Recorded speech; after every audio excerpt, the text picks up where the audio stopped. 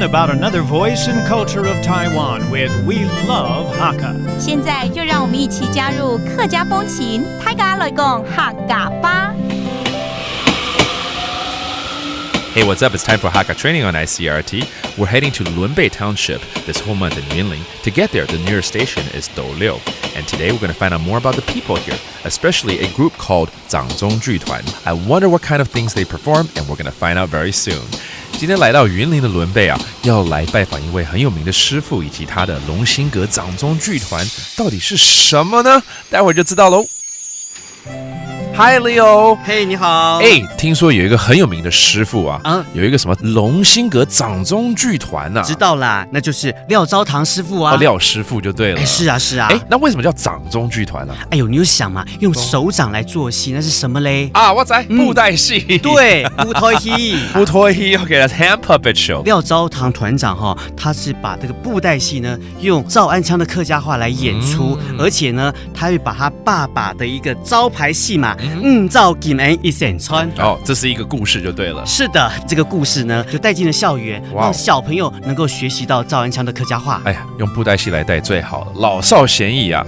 对啊，那看过了布袋戏，接下来就带你来去隔壁乡好了。我们来去二轮故事屋，还有呢就是早期是糖厂，现在已经规划变成景观公园的南仔社区来去看一看啦。哇，好多东西可以逛哦。对啊，你说二轮什么故事屋去看二轮电影，太棒了。不是二轮电影啦。不是哦，那个地名就叫二轮，二轮乡嘛。哦，是二轮乡，然后它有一个故事屋这样一个馆啊，然后以前糖厂现在规划成有点像社区，又有点公园的感觉了。是的，哦，太棒了，好丰富的一个下午行程哦。那赶紧来去吧。好，走。If you've never witnessed a Hakka puppet show before, hurry on down to the Longxing Ge Puppet Show Troupe located in Yunlin's Lunbei Township.